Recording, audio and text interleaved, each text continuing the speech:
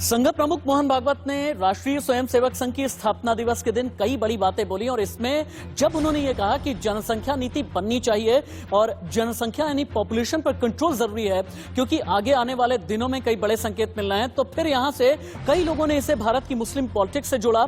कई लोगों ने यह कहा कि आखिरकार सिर्फ मुस्लिम को ही क्यों जोड़ा जाता है बढ़ती आबादी के साथ में।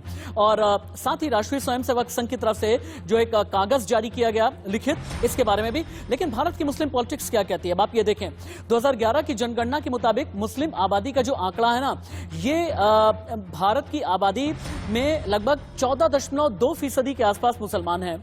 मुसलमानों की कुल आबादी 96 लोकसभा सीटों को प्रभावित करती है और यही एक वजह है कि वोट बैंक के तौर पर मुस्लिम देखे जाते हैं। 96 सीटों में मुस्लिम वोटर की तादाद है 20% या उससे ज्यादा। 165 लोकसभा सीटें ऐसी हैं जहां मुस्लिम वोटर 10 से 20% के बीच में हैं, यानी कुल 261 सीटों पर मुस्लिम वोटर का प्रभाव है, 96 सीटों पर ज्यादा है। और यही एक वजह है मुस्लिम आबादी बढ़ने की बात जब संघ प्रमुख करते हैं तो कई राजनीतिक दलों को नागवार गुजरता है। सोशल इंजीनियरिंग में लेकिन मुस्लिम को लेकर के कितने फॉर्मूले बनाए गए हैं इस हिंदुस्तान में, अब आप देखें। गुजरात चले जाएं आप, वहां पर एक फॉर्मूला है खाम, क्षत्रिय दलित आदिवासी मुस्लिम। एक और फॉर्मूला चलता है भाम, ब्राह्मण क्षत्रिय आदिवासी प्लस मुस्लिम का ये फॉर्मूला है।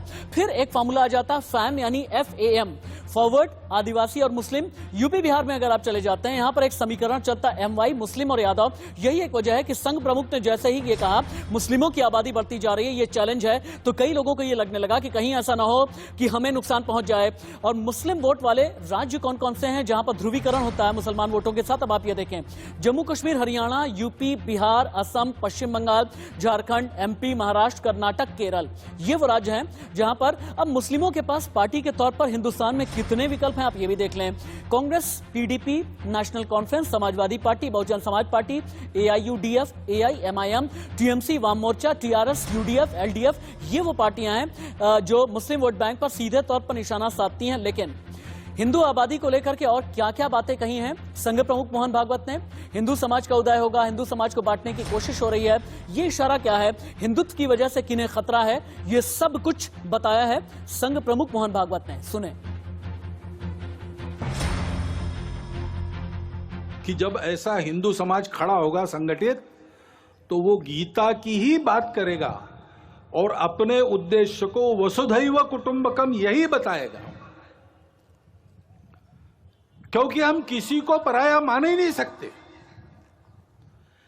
ऐसा हमारा जो आध्यात्मिक राष्ट्रीयता का स्व है, वो उदय होने से दुनिया के सारे झगड़े समाप्त होंगे।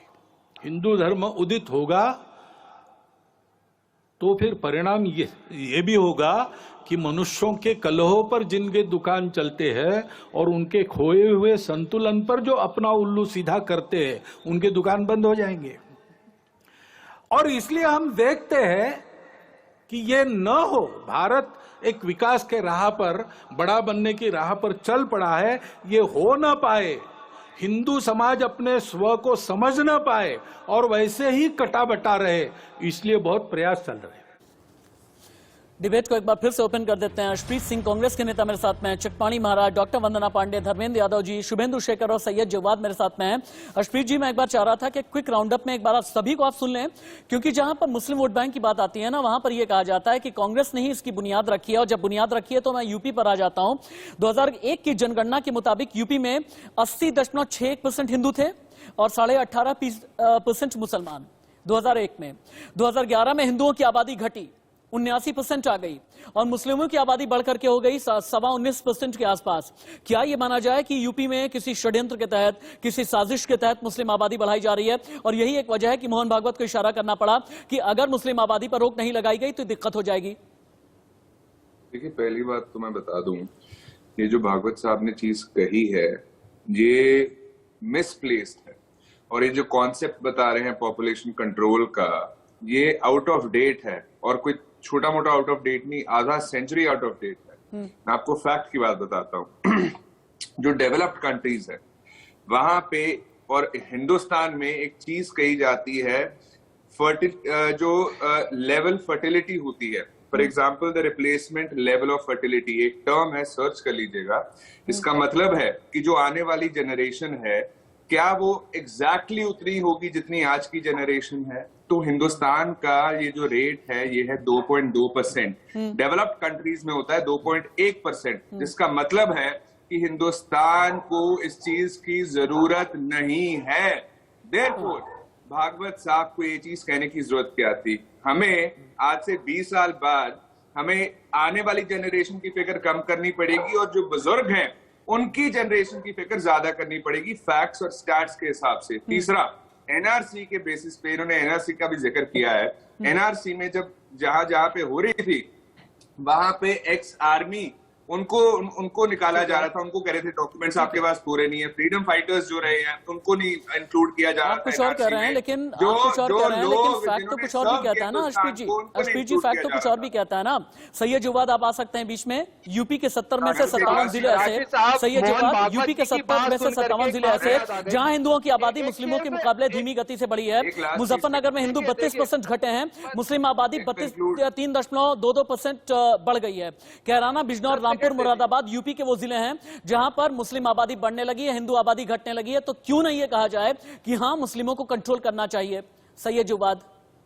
देखिए, मोहन भागवत जी की बात सुनकर के मुझको एक शेर याद आ गया, कहिए तो मैं सुना दे देता हूं कि वो झूठ बोल रहा था बड़े सलीके से, वो झूठ बोल रहा था बड़े सलीके से, मैं एतबार ना करता तो क्या करता। तो भारतीय जनता पार्टी, संघ और तमाम इनके दीगर दोस्तों के साथ ये प्रॉब्लम बहुत बड़ी है कि जब वो फैक्ट्स को छुपा करके कोई एक नया नैरेटिव बात करता हो। झूठ बोला। डॉक्टर वंदना पांडे रिबात, डॉक्टर वंदना पांडे आ सकते हैं। और धर्मेंद्र जी आप इंतजार कीजिए, धर्मेंद्र जी अगला मैं आपके पास में आ रहा हूँ। डॉक्टर वंदना पांडे रिबात करें, सैयद जुवाद को रिबात करें। सुनिए, क्या जनसंख्या विस्फोट एक समस्या नहीं है? क्या जनसंख्या में वृद्धि नहीं हुई है? क्या वो वृद्धि सभी जगह नहीं हुई है? फर्टिलिटी रेट पता करिए। अरे मोहतरमा, देश का फर्टिलिटी रेट कितना है? जब फर्टिलिटी रेट 2.2%, अच्छा दिक्कत जो है असली क्या है? दिक्कत असली क्या है? बढ़ती हुई आबादी की दिक्कत है, घटती हुई हिंदू आबादी से दिक्कत है, बढ़ती हुई मुस्लिम आबादी से दिक्कत है। मैंने 3 ऑप्शन आपके सामने रखे हैं। डॉक्टर वंदना पांडे, असली दिक्कत किस चीज से है? बढ़ती मुस्लिम आबादी से या जनसंख्या विस्फोट से? असली दिक्कत किस चीज से है? मुस्लिम समाज जनसंख्या के गणना में पार्टिसिपेट नहीं करता है। बहुत बड़ा मुस्लिम समाज के लोग जनसंख्या गणना में पार्टिसिपेट नहीं करते हैं। ये भी एक कारण है कि वो फिगर सही नहीं है। सभी लोग यहाँ पर रुक जाएंगे, धर्मेंद्र यादव आएंगे, स्वामी चकपाणी महाराज आएंगे, हर कोई रुक जाएगा। नहीं नहीं, इस तरह से चीख चिल्लाहट नहीं, ये फिश मार्केट हम बिल्कुल नहीं बनाएंगे। धर्मेंद्र यादव के पास में जाएंगे। धर्मेंद्र जी, समाजवादी पार्टी की जो सियासत है यूपी से लेकर के पूरे देश में सिर्फ एक ही नाम पर चली है, MY समीकरण के नाम पर, जहां पर आपके सबसे बड़े नेता ने अपने साथ में टैग अगर मुल्ला मुलायम का भी लगा तो लगवाने में किसी भी तरह से गुरेज नहीं किया। क्या यही एक वजह है कि जहां पर मुसलमान आता है, बिल्ली के भाग से छीका फूटा, आप लोग तुरंत ही लपक लेते हैं? संघ प्रमुख ने यह कह दिया कि मुसलमान आबादी बढ़ रही है, आपको यह लगने लगा तुरंत ही आ जाओ। कहीं ऐसा ना हो जाए कि यूपी में ध्रुवीकरण हो जाए इसी मुसलमान आबादी के बढ़ने के नाम पर, तुरंत ही लोग लेना चाहिए। क्या यही रणनीति आप लोगों की? राशिद जी, समाजवादी पार्टी एक विचारधारा है और समाजवादी विचारधारा से पार्टी चलती है। इसमें कोई MY समीकरण नहीं चलता है, A to Z समीकरण चलता है। रही बात, मैं इनके बयान की बात करता हूँ। विजयदशमी के दिन इस तरह का बयान जो देश को बांटने का काम करे, वो शायद मेरे ख्याल से कोई तरह संगत नहीं लगता है। हम जब मर्यादा पुरुषोत्तम भगवान राम को याद कर रहे हैं, मर्यादा पुरुषोत्तम भगवान राम के आदर्शों को भी याद कर लें। मर्यादा पुरुषोत्तम भगवान राम ने शबरी का झूठा बेर खाया था, इसलिए कि छुआछूत को हम मिटाएंगे। मर्यादा पुरुषोत्तम भगवान राम ने वानरों की सेना बनाई थी, इसलिए कि हम आदिवासियों के लिए न्याय कर सके।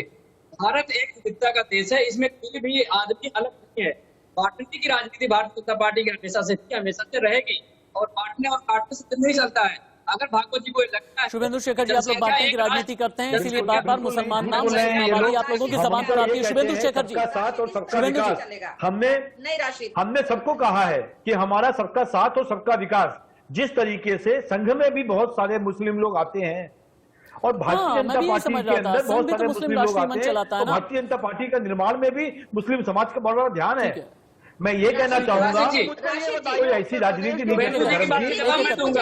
बहुत जल्दी धर्मेंद्र जी बोले, एक एक करके धर्मेंद्र जी बोलेंगे। शुभेंदु जी रुके, क्योंकि स्वामी चकपाणी बहुत देर से मेरा इंतजार कर रहे हैं। देखिए, ये धर्मेंद्र जी बोले, इनको राजनीतिक लगती है। शुभेंदु जी ने क्या कहा? शुभेंदु जी ने कहा तरीके से कटोरी में डालने, ये इनका विचार है। आप मुझे बता दीजिए कि घुसपैठ हो रहा है। ये देखिए, मुझे है सनातन परंपरा की फिक्र, देखिए मुझे है सनातन परंपरा की फिक्र, और इसीलिए मैं जाऊंगा स्वामी चकपाणी महाराज के पास। सारे पॉलिटिकल बयान अब बंद होंगे, सारे पॉलिटिकल बयान बंद होंगे। हम जाएंगे स्वामी चिकपाणी महाराज के पास। स्वामी चिकपाणी महाराज, राष्ट्रीय स्वयंसेवक संघ के प्रमुख मोहन भागवत ने यह कहा कि हिंदुओं को तोड़ने की कोशिश की जा रही है, मुस्लिम आबादी बढ़ रही है, जिस वजह से ये खतरनाक स्थिति आ जाती है। मुस्लिमों को तोड़ करके षड्यंत्र किया, हिंदुओं को तोड़ करके षड्यंत्र किया जा रहा है। मेरा एक सवाल है, क्या सनातन परंपरा जो युग युगांतर से चली आ रही है इतनी कमजोर है कि उन्हें तोड़ दिया जाए? क्या सनातन परंपरा को तोड़ना इतना ही आसान है? आप जैसे संत हैं, अखाड़े हैं देश में जो सनातन परंपरा का निर्वहन करने के लिए बड़े बड़े आंदोलन करते हैं, क्या हिंदू इतना कमजोर हो गया है क्या? नहीं, देखिए राशिद जी, बिल्कुल आप ठीक कह रहे हैं, लेकिन इसी बात को मैकाले ने भी अपने पिता को पत्र भेज करके लिखा था जब देश में आया। तो ये देख करके हमारी सनातन परंपरा को वो अचंभित हो गया कि यहाँ पे 4 वर्ण है, आश्रम व्यवस्थाएं हैं और सभी इतनी सुव्यवस्थित रूप से चल रहा है कि यहाँ पे किसी कोई भेद नहीं। जब अभी समाजवादी पार्टी के नेता ने ठीक बोला कि हमारे यहाँ भगवान राम स्वयं सबरी के जूठे फेर खाते हैं, बंदर वृक्ष भालू को लेकर के लंका पे चढ़ाई करते हैं, तो यानी कि इससे बड़ा तो सबको लेकर चलने का भाव अगर है तो हमारे हिंदू सनातन धर्म में है। और मोहन भागवत जी ने उसी बात को परिलक्षित किया। सवाल इस बात का है, यह राष्ट्र की बात है, ये राजनीतिक बातें नहीं है। जनसंख्या वास्तव में देश पे बोझ है, चाहे वो मुस्लिम की जनसंख्या हो या किसी की हो, इसलिए समझना होगा। और जब तक जो मुस्लिम स्कॉलर बैठे हैं ये फर्टिलिटी की बात कर रहे हैं, महाराज ये बता दें, क्या समय आ गया है कि संपूर्ण तरीके से भारत को हिंदू राष्ट्र बनाने के लिए अग्रसर हो जाए? बिल्कुल बिल्कुल राशिद भाई, इसके लिए मुसलमान देश में रहेंगे या नहीं?